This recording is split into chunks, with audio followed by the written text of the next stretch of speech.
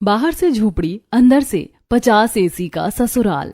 राधिका चूल्हे पर खाना बना रही थी, तब अचानक उसे बहुत गर्मी लगने लगती है और वो अपनी माँ के पास आती है और कहती है, माँ, मुझसे अब और नहीं होगा, मैं मर जाऊंगी इस गर्मी में। मैं आज खाना नहीं बना पाऊंगी, मुझे बहुत गर्मी लग रही है और इस चूल्हे के पास बैठकर तो ऐसा लगता है जैसे किसी ने मुझे जलती हुई आग में झोंक दिया हो। देखो ना माँ, मेरा चेहरा कैसे लाल हो गया है, आंखों के सामने अंधेरा छा रहा है और मुझे चक्कर आ रहे हैं। हे भगवान, इस लड़की का क्या करूं मैं? पूरी दुनिया की गर्मी क्या अकेले इसी को लगती है? हम सब भी तो इस घर में रह रहे हैं ना। तेरी भाभी को देख, वो कभी उफ तक नहीं करती और एक तू है, सरासी धूप क्या निकली, नखरे शुरू कर देती है। माँ जी, आप राधिका पर इतना गुस्सा क्यों हो रही हैं? आपको तो पता है कि हर साल राधिका को ऐसे ही गर्मी लगती है। इसे आप नदी पर भेज दीजिए, वहीं जाकर इसे ठंडक मिलेगी।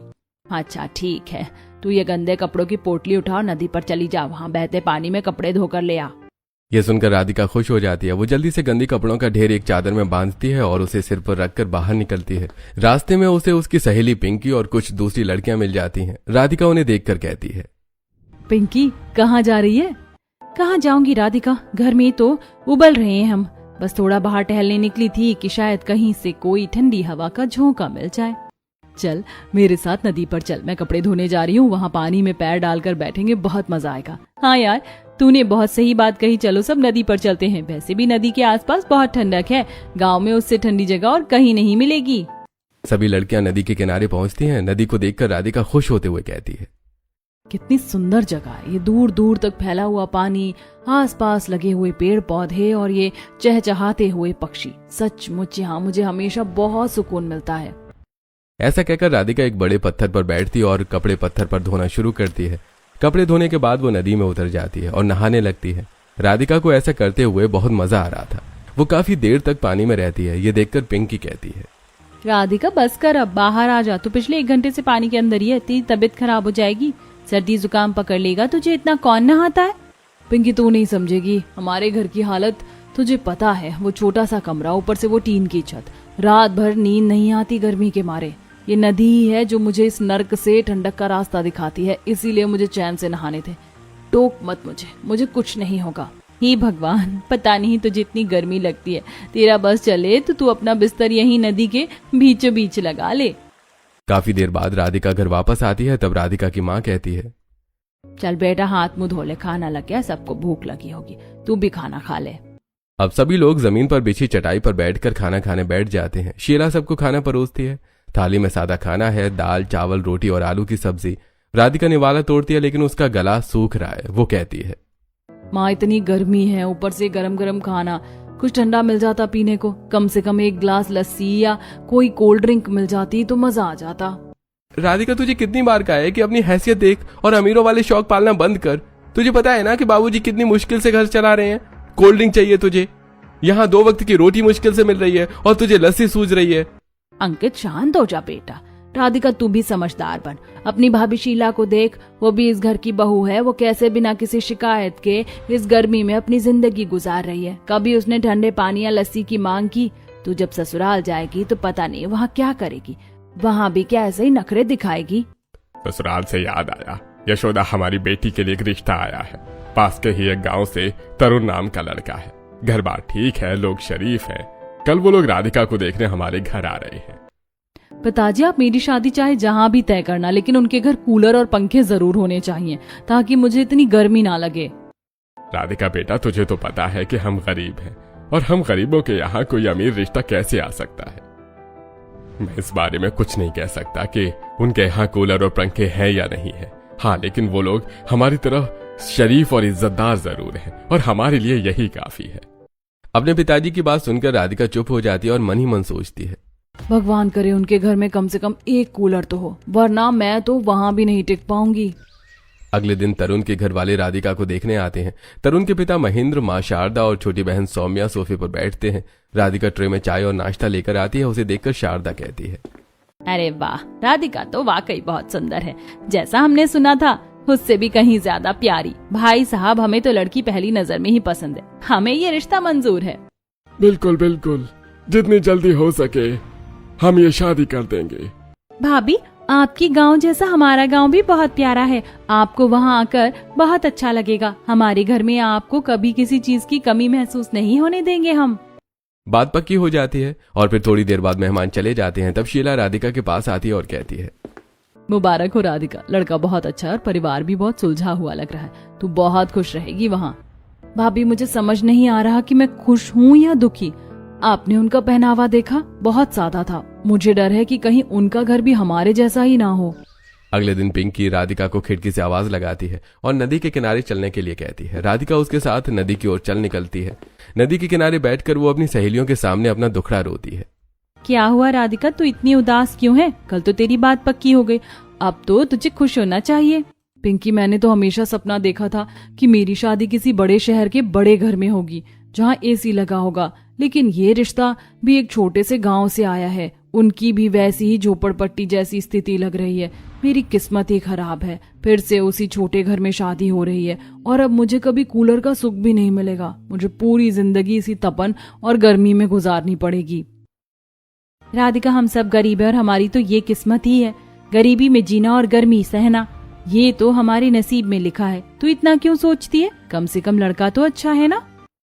काफी देर तक नदी पर रहने के बाद सभी लोग अपने अपने घर आ जाते हैं। रात को राधिका गर्मी से बेचैन होकर अपने कमरे में जहां वहां टहल रही थी, तभी उसके पिता वहां एक पंखा लेकर आते हैं और राधिका को देते हुए कहते हैं, बेटा तू बहुत परेशान थी ना, मैं तेरे लिए ये पंखा लेकर आया हूँ। पुराना है पर हवा देता है, इसे चला ले, शायद तुझे थोड़ी नींद आ जाए।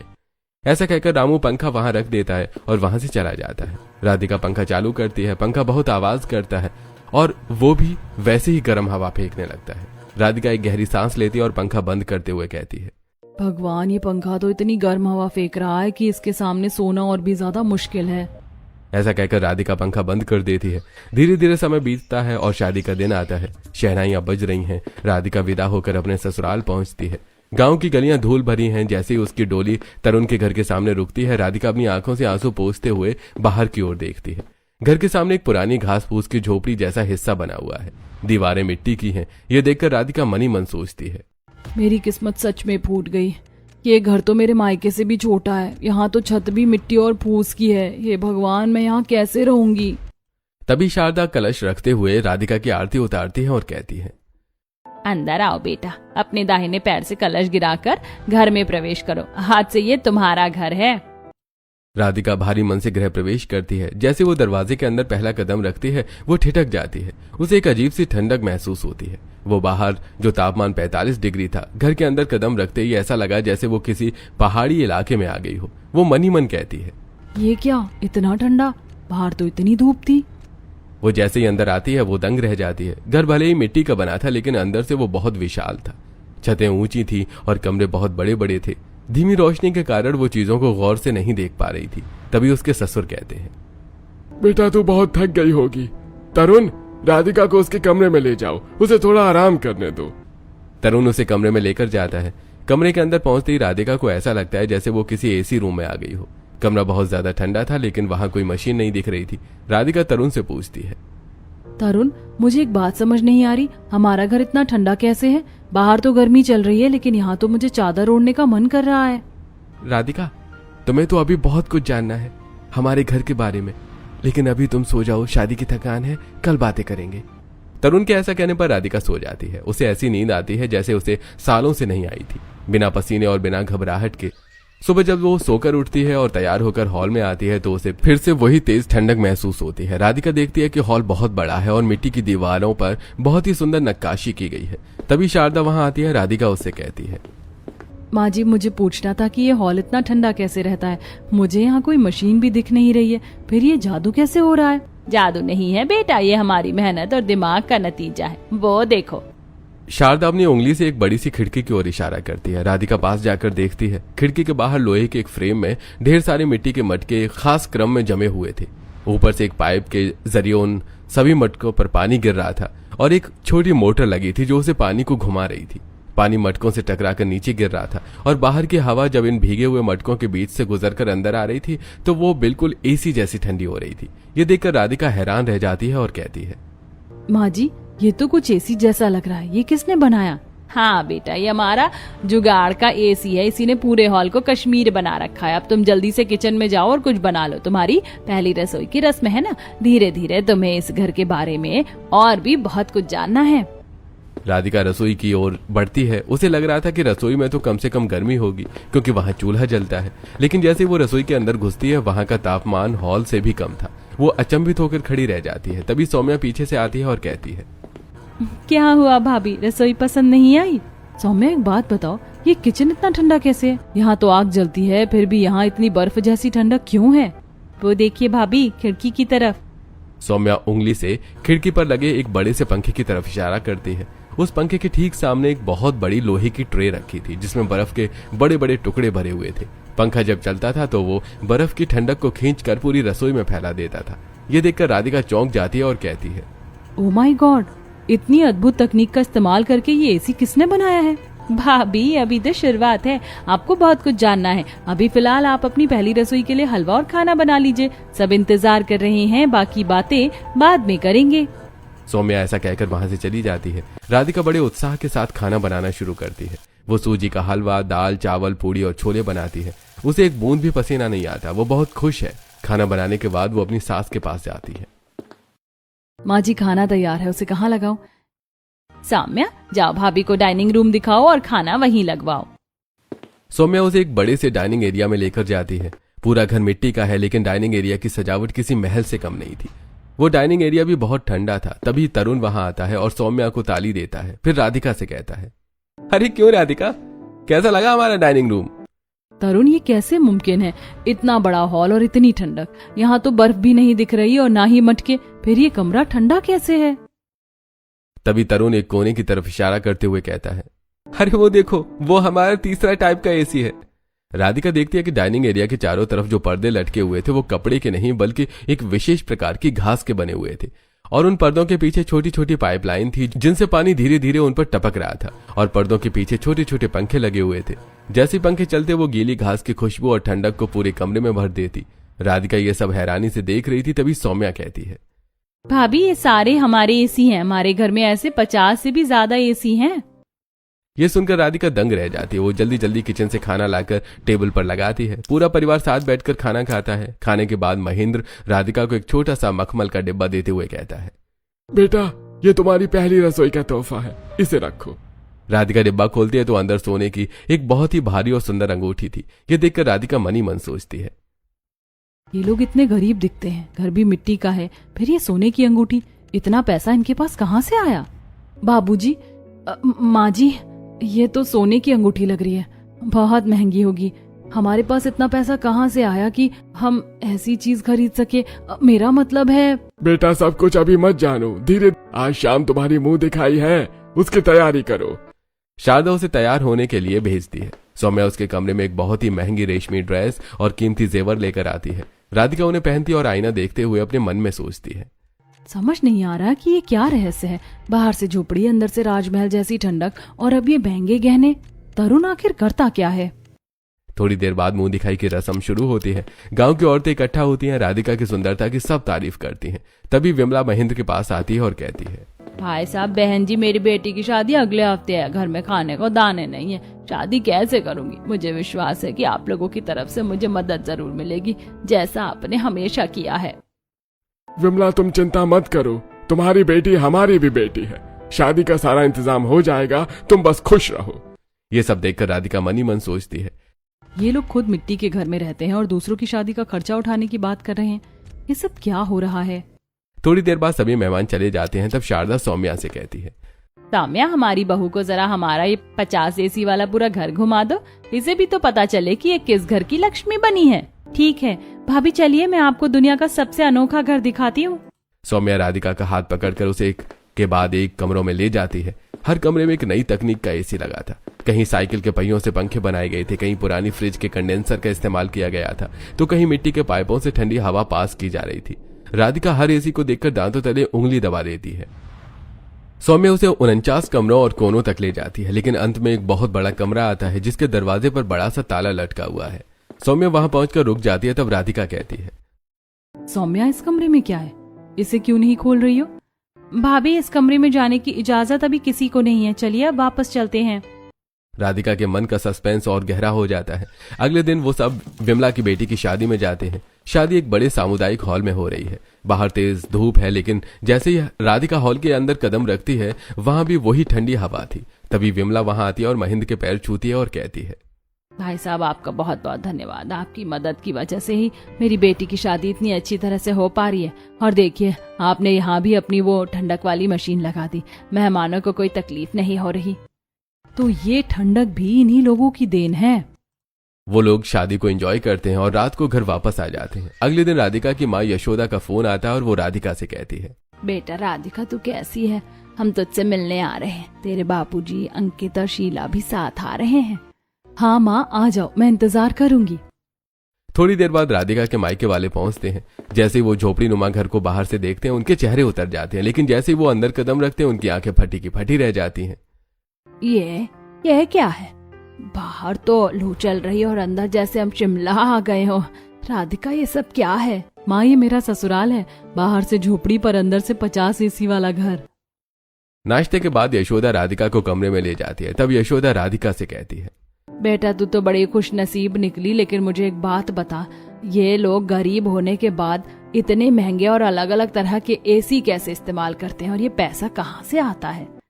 राधिका, मुझे तो लगता है कि जरूर कुछ ऐसा है जो तू नहीं जानती और हम भी नहीं जानते। थोड़ी देर बातें करने के बाद राधिका की माँ और भाभी वहां से चली जाती हैं। ऐसे ही दिन बीत रहे थे। एक दिन पूरा परिवार बाजार पहुंचता है। जैसे वो गाड़ी से उतरते हैं, गर्म हवा के थपेड़े उन्हें झुलसाने लगते हैं। राधिका का बुरा हाल है, उसका गला सूख रहा है, लेकिन उसने गौर किया कि महेंद्र और शारदा भी गर्मी से बहुत परेशान हो रहे हैं। तभी महेंद्र कहता है, उफ, ये गर्मी तो जान ले लेगी। जल्दी करो शारदा, जल्दी जल्दी सब्जियां और राशन खरीदो। मुझसे ये गर्मी अब बर्दाश्त नहीं हो रही है। मेरा दम घुट रहा है यहाँ पर। हाँ, बस हो गया। सौम्या, तूने अपनी किताबें ले ली, जल्दी चलो। मुझे तो लग रहा है जैसे मैं भट्टी में खड़ी हूँ। कितनी अजीब बात है ये। इनके घर में 50 एसी लगे हैं, लेकिन बाहर आते ही ये लोग ऐसे तड़प रहे हैं जैसे इन्होंने कभी धूप देखी ही ना हो। वो लोग जल्दी जल्दी सामान समेटकर अपनी जीप की तरफ भागते हैं। थोड़ी देर बाद वो घर आ जाते हैं। घर आकर सभी लोग राहत की सांस लेते हैं। तभी एक बूढ़ी औरत घर के बाहर आती और आवाज देकर महेंद्र को बुलाती है और कुछ पैसे देते हुए कहती है, बाबूजी, क्या इतने पैसे में मुझे एसी मिल सकता है? हाँ हाँ बहन, चिंता मत करो, तुम्हें एसी मिल जाएगा। सौम्या, एसी लाकर दे दो इन्हें। ये सुनकर सौम्या एसी लाने घर के अंदर जाती है और एक एसी लाकर उस औरत को दे देती है। सौम्या देखती है कि वो टूटे हुए मटके और पुराने प्लास्टिक के पंखों से बना एक अजीब सा ढांचा है। वो देखने में किसी कबाड़ जैसा है, लेकिन जैसी सौम्या उसे प्लग में लगाती है, उससे निकलने वाली हवा किसी बड़े ब्रांड के एसी को मात दे रही है। औरत वो मशीन लेकर खुशी खुशी चली जाती है। राधिका ये सब देख रही है और उसकी हैरानी का ठिकाना नहीं है। वो तरुण के पास जाती है और कहती है, तरुण, ये सब क्या है? क्या हम एसी बेचते हैं? क्या हमारे घर पर एसी की दुकान है? और वो मशीन, वो तो मटकों से बनी थी, फिर भी इतनी ठंडी हवा। मैंने कहा था ना, तुम्हें धीरे धीरे सब पता चल जाएगा। अभी तो तुम आराम करो। ऐसा कहकर राधिका की बात को टाल देता है और राधिका अपने मन में ढेर सारे सवाल लिए सो जाती है। अगले दिन सुबह जब राधिका उठती है तो वो देखती है कि सौम्या हॉल में अपना ट्राइपॉड लगाकर मोबाइल से वीडियो बना रही है। वो उसे बड़े उत्साह से कैमरे के सामने बोल रही है, तो दोस्तों देखिए, ये है हमारा नया मिट्टी कूल एसी मॉडल। ये सिर्फ 2 यूनिट बिजली खाता है और आपके बड़े से कमरे को शिमला बना सकता है। अगर आप भी इसे घर पर बनाना चाहते हैं तो हमारे इस वीडियो को पूरा देखिए। यह देखकर राधिका को आश्चर्य होता है। वो सौम्या के पास जाती है और कहती है, सौम्या, ये क्या कर रही हो तुम? ब्लॉग बना रही हो? राधिका की बात सुनकर सौम्या वीडियो पॉज करती है और कहती है, हाँ भाभी, मेरा अपना YouTube चैनल है, देसी जुगाड़ इंजीनियर। मैं अपने इस चैनल पर अलग अलग तरह के एसी के बारे में बताती हूँ। ये तो बहुत खुशी की बात है सौम्या। ऐसे ही कुछ दिन और बीत जाते हैं। एक दिन दोपहर में राधिका घर के बगीचे में टहल रही है। तभी तरुण के फोन पर एक कॉल आता है। वो पास ही खड़ा है और फोन स्पीकर पर है। हेलो तरुण जी, मैं दिल्ली से बात कर रहा हूँ। मुझे आपका वो नया प्रोजेक्ट 7 बहुत पसंद आया है। क्या आप मुझे वो बनाकर दे सकते हैं? मैं आपको इसकी मुंह मांगी कीमत देने को तैयार हूँ। लाखों का कॉन्ट्रैक्ट है ये। जी सर, अगर आप इसे बड़े पैमाने पर गरीबों के लिए बनवाना चाहते हैं तो कल मेरी फैक्ट्री में मिलिए। ऐसा कहकर तरुण फोन काट देता है। तब राधिका कहती है, तरुण, किसका फोन था? कौन से प्रोजेक्ट की बात चल रही थी? और ये फैक्ट्री? हमारे पास कोई फैक्ट्री भी है। तुम तो कह रहे थे कि तुम एक मामूली इंसान हो। अरे डार्लिंग, इतनी जल्दी सब कुछ जानने की क्या जरूरत है? कल तो मेरे साथ फैक्ट्री चलना, तुम्हें सब कुछ अपनी आंखों से दिख जाएगा। ऐसा कहकर एक बार फिर तरुण बात को टाल देता है। गार्डन में घूमने के बाद दोनों घर वापस आ जाते हैं। रात के खाने के समय तरुण सबको बताता है, नया प्रोजेक्ट फाइनल हो गया है और कल सुबह हम सभी को फैक्ट्री जाना है और आज मुझे उस कमरे में जाकर अपना काम पूरा करना है। खाना खाने के बाद तरुण खड़ा होता है और उस रहस्यमय कमरे की ओर बढ़ता है जिसका दरवाजा हमेशा बंद रहता था, और जाते हुए वो अपनी माँ से कहता है, माँ मैं अब अपने रूम में जा रहा हूं, कोई मुझे डिस्टर्ब न करे।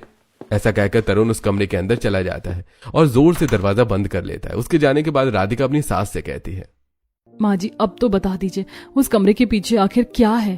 पूरी रात तरुण वहाँ क्या करता है?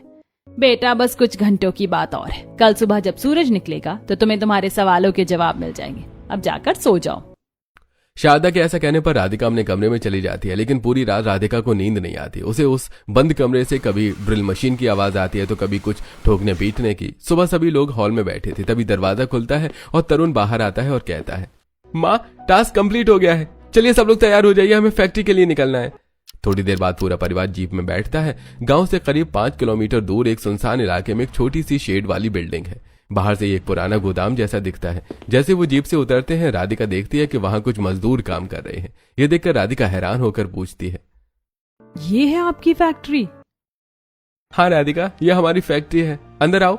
सभी लोग फैक्ट्री के अंदर जाते हैं। अंदर का नजारा देखकर राधिका की आंखें फटी की फटी रह जाती हैं। वहां कतार में अलग अलग तरह के एसी रखे हुए हैं। कोई पुरानी अलमारी से बना है, कोई सीमेंट की बोरियों और घास से, और कोई मिट्टी के बड़े बड़े बर्तनों से। वहां एक कोना जैसा है जहां पुरानी फ्रिजों के ढेर लगे हैं। तभी बाहर एक आलीशान कार आकर रुकती है। उसमें से एक बहुत ही अमीर और सूट बूट वाला आदमी उतरता है और राधिका के ससुर के पास आकर कहता है, नमस्कार महेंद्र जी। तरुण बेटा, क्या मेरा ऑर्डर तैयार है? हाँ सर, ये लीजिए आपका हाइब्रिड सोलर एसी। हमने एक पुरानी फ्रिज की बॉडी में मोटर और पंखा फिट करके इसे बनाया है। ये बिना बिजली के सिर्फ धूप से चलता है। कमलेश उस मशीन को देखता है और हैरान रह जाता है। वो तुरंत अपनी जेब से एक चेक बुक निकालता है और एक बहुत बड़ा अमाउंट भरकर तरुण को थमाते हुए कहता है, तरुण तुम्हारा ये काम वाकई सराहनीय है। तुम्हारी वजह से उन गरीबों को भी एसी में रहने का सुख मिलेगा जो बिजली का बिल नहीं भर सकते। मैं इस प्रोजेक्ट को पूरी दुनिया में फैलाऊंगा। धन्यवाद। ऐसा कहकर वो कमलेश अपनी गाड़ी में एसी रखवाकर चला जाता है। राधिका अब और बर्दाश्त नहीं कर पाती। वो गुस्सा होते हुए सभी से कहती है, बस बहुत हो गया, अब मुझे सच जानना है, ये सब क्या ड्रामा है? आप लोग इतने बड़े लेवल पर काम कर रहे हैं, लाखों के चेक ले रहे हैं, फिर भी वो फटी पुरानी झोपड़ी में रहते हैं। आप लोग कौन हैं और ये सब छुपा क्यों रहे हैं? राधिका शांत हो जाओ, चलो अब वक्त आ गया है कि तुम्हें सब कुछ बता दिया जाए। तरुण राधिका का हाथ पकड़ता है और उसे फैक्ट्री के कोने में ले जाता है जहां एक बड़ी सी तस्वीर लगी है। तस्वीर एक बहुत ही सुंदर लड़की की है जिस पर फूलों की माला चढ़ी हुई है। ये मेरी बड़ी बहन साधना है। 10 साल पुरानी बात है। उस समय बहुत ही भीषण गर्मी पड़ रही है। तरुण का परिवार उस वक्त वाकई बहुत गरीब था। वो एक झोपड़ी में रहते थे जहां हवा का नामो निशान नहीं था। साधना को तेज बुखार था और गर्मी की वजह से उसका शरीर तप रहा था। पिताजी मुझे बहुत गर्मी लग रही है, मुझे कोई तो पंखा ला दीजिए, इतनी गर्मी मुझसे बर्दाश्त नहीं हो रही। बेटा हमारे पास इतने पैसे नहीं है कि हम तुझे कोई पंखा लाकर दे सके, हमें माफ करना। उस दिन तापमान 48 डिग्री था। साधना दीदी गर्मी बर्दाश्त नहीं कर पाई। गर्मी की वजह से उनकी तबीयत इतनी बिगड़ी कि अस्पताल ले जाने से पहले ही उन्होंने दम तोड़ दिया। उस दिन हमने अपनी बेटी को सिर्फ इसलिए खो दिया क्योंकि हमारे पास उसे ठंडक देने के साधन नहीं थे। उसी दिन मैंने फैसला किया था कि मैं ऐसी इंजीनियरिंग करूंगा जिससे किसी भी गरीब को गर्मी की वजह से अपनी जान न गंवानी पड़े। मैंने बहुत पढ़ाई की, स्कॉलरशिप जीती और गोल्ड मेडलिस्ट इंजीनियर बना। मुझे दुनिया की सबसे बड़ी कंपनियों से करोड़ों के ऑफर आए, लेकिन मैंने सबको ठुकरा दिया। क्यों? क्योंकि अगर मैं उन कंपनियों में जाता तो मैं सिर्फ अमीरों के लिए एसी बनाता। मैंने तय किया कि मैं अपने घर को वर्कशॉप बनाऊंगा। हम मिट्टी के घर में इसलिए रहते हैं क्योंकि मिट्टी प्राकृतिक रूप से ठंडी होती है और ये गरीबों के लिए सबसे अच्छा उदाहरण है। हम बाहर से झोपड़ी इसलिए रखते हैं ताकि कोई भी गरीब हमारे पास आने से डरे नहीं। अगर हम आलीशान बंगला बना लेते तो क्या वो औरत 500 रुपए लेकर हमारे पास आ पाती? हमने अमीरी इसीलिए छुपाई बहू, ताकि हम अपनी जड़ों से जुड़े रहें और उन लोगों की मदद कर सके जिन्हें सच में जरूरत है। और वो रहस्यमयी कमरा भाभी, वो भैया की लैब है। वहां तो रात भर नए नए जुगाड़ वाले मॉडल डिजाइन करते हैं। मुझे माफ कर दीजिए, मैं कितनी मूर्ख थी जो आप लोगों को गरीब समझकर कोस रही थी। मुझे तो गर्व होना चाहिए कि मैं इस घर की बहू। आप लोग तो फरिश्ते हैं। फरिश्ते नहीं राधिका, बस अपनी बहन को खोने का दर्द जानते हैं। अब चलो घर चलते हैं। अभी 51वां एसी डिजाइन करना है और इस बार उसमें तुम मेरी मदद करोगी। ये सुनकर राधिका मुस्कुराती है। अगले कुछ दिन राधिका के लिए किसी ट्रेनिंग कैंप जैसे थे। वो अब बल्कि दोपहर के समय तरुण के साथ उस रहस्यमय कमरे यानी लैब में बैठती थी। वो मटकों को सही क्रम में लगाना, खस की घासों को जाली में फिट करना और मोटर के कनेक्शन समझना सीख रही थी। सौम्या भी अपने ब्लॉग्स में अब राधिका को न्यू इन्वेंटर भाभी के रूप में पेश करने लगी थी, जिससे उनके चैनल की लोकप्रियता और बढ़ गई। तभी एक दोपहर घर के बाहर शोर सुनाई देता है। गांव के प्रधान और कुछ बड़े लोग महेंद्र जी के पास आते हैं और कहते हैं, आइए प्रधान जी, इतनी दोपहर में कैसे कष्ट किया, बैठिए, मैं ठंडा पानी मंगवाता हूँ। अरे महेंद्र भाई, हमारे गांव का जो सरकारी स्कूल है उसकी छत सीमेंट की है। बच्चे गर्मी से बेहोश हो रहे हैं। मास्टर जी कह रहे हैं कि स्कूल बंद करना पड़ेगा क्योंकि वहां बैठना नामुमकिन है। हमारे पास इतना फंड नहीं है कि हर क्लास में एसी लगवा सके। क्या आपका जुगाड़ वहां काम आ सकता है? अरे क्यों नहीं प्रधान जी, ये तो हमारा सौभाग्य होगा। राधिका, सौम्या, चलो अपना सामान उठाओ, आज हमें एक स्कूल को शिमला बनाना है। पूरा परिवार और उनके कुछ वर्कर्स स्कूल पहुंचते हैं। राधिका ने पहली बार देखा कि तरुण का काम सिर्फ मशीनों बनाना नहीं बल्कि आर्किटेक्चर को समझना भी था। उसने स्कूल की छतों पर मिट्टी के खाली मटके उल्टे करके रखवाए और उन पर चूने का लेप लगवाया। खिड़कियों पर उसने राधिका की मदद से खस के पर्दे लगवाए जिनमें छोटी पाइपलाइन से पानी गिर रहा था। 3 दिन की कड़ी मेहनत के बाद स्कूल का तापमान बाहर से 15 डिग्री कम हो गया। बच्चे जो कल तक पसीने से तरबतर थे अब चैन से पढ़ाई कर रहे थे। तरुण, देखो बच्चों के चेहरे की मुस्कान, ये देखकर जो सुकून मिल रहा है वो शायद करोड़ों रुपए कमाकर भी नहीं मिलता। अपना काम पूरा करके सभी लोग घर आ जाते हैं और अगले दिन राधिका के मायके से एक और कॉल आता है। अंकित घबराते हुए कहता है, राधिका जल्दी घर आ जा, बाबूजी की तबीयत बहुत बिगड़ गई है, लू लग गई है उन्हें और घर में इतनी तपन है कि वो सांस नहीं ले पा रहे हैं। डॉक्टर ने कहा है कि अगर उन्हें तुरंत किसी ठंडी जगह शिफ्ट नहीं किया गया तो कुछ भी हो सकता है। क्या भैया, आप चिंता मत कीजिए, मैं और तरुण अभी आ रहे हैं। माँ से कहो हिम्मत रखें। ये सारी बातें सुनकर तरुण और राधिका तुरंत अपनी जीप में 2 मिट्टी के कूल एसी और कुछ उपकरण लेकर राधिका के मायके पहुंचते हैं। वहां का मंजर भयानक है। टीन की छत आग उगल रही है और रामू जी बेसुध पड़े हैं। यशोदा और शीला रो रही हैं। तभी तरुण से कहता है, अंकित भाई, आप इन्हें बाहर नीम के पेड़ के नीचे ले जाइए, तब तक मैं इस कमरे का इलाज करता हूँ। राधिका, तुम घास की चटाइयां गीली करो।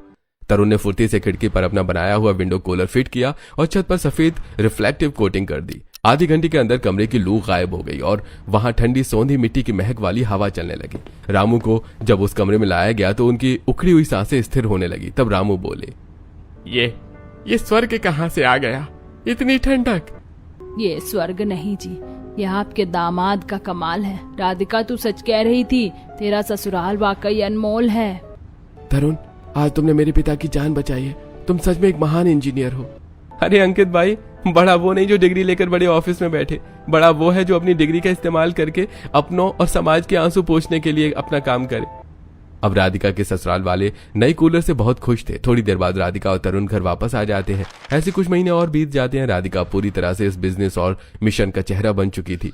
एक दिन एक बड़ी न्यूज चैनल की टीम उनके 50 एसी वाले घर का इंटरव्यू लेने आती है। पूरी दुनिया हैरान थी कि कैसे मिट्टी के घर में बिना हजारों के बिजली के बिल के इतनी ठंडक हो सकती है। तभी रिपोर्टर कहता है, नमस्ते दोस्तों, आज हम खड़े हैं एक ऐसी झोपड़ी के सामने जिसे लोग चमत्कारी घर कह रहे हैं। यहाँ 50 अलग अलग तरह के स्वदेशी एसी लगे हुए हैं। आइए मिलते हैं इसके मास्टरमाइंड तरुण और उनकी पत्नी राधिका से। इंटरव्यू के दौरान तरुण ने अपनी बहन साधना की कहानी सुनाई, जिसे सुनकर करोड़ों लोग भावुक हो गए। राधिका ने कैमरे के सामने आकर एक बहुत ही महत्वपूर्ण बात कही, अक्सर हम सुख सुविधाओं को अमीरी से जोड़ते हैं, लेकिन असली अमीरी वो है जो सबको साथ लेकर चले। हमारे घर में 50 एसी इसलिए नहीं है कि हमें ऐश करनी है, बल्कि इसलिए है ताकि हम 50 अलग अलग तकनीकों को टेस्ट कर सके और उन्हें गरीबों तक पहुंचा सके। हमारा घर एक लैब है और हमारी जिंदगी एक मिशन। ऐसे कुछ दिन और बीत जाते हैं। एक दिन राधिका और तरुण अपने घर की छत पर बैठे हैं। तरुण, आज मुझे वो दिन याद आ रहा है जब मैं नदी पर कपड़े धोते हुए रो रही थी और भगवान को कोस रही थी। मुझे तब पता नहीं था कि भगवान मुझे ऐसी जगह भेजेंगे जहां मैं खुद दूसरों के लिए ठंडक का रास्ता बन जाऊंगी। और मुझे पता नहीं था कि मुझे एक ऐसी जीवन साथी मिलेगी जो मेरी साधना दीदी के अधूरे सपने को अपना बना लेगी। राधिका, अब तो तुम्हें इस बाहर से झोपड़ी वाले घर से कोई शिकायत नहीं है ना? शिकायत? तरुण, अब अगर कोई मुझे महल भी दे तो मैं उसे ठुकरा दूंगी, क्योंकि इस मिट्टी की सौंधी महक और इन 50 एसी की ठंडक में जो सुकून है वो दुनिया की किसी और चीज में नहीं।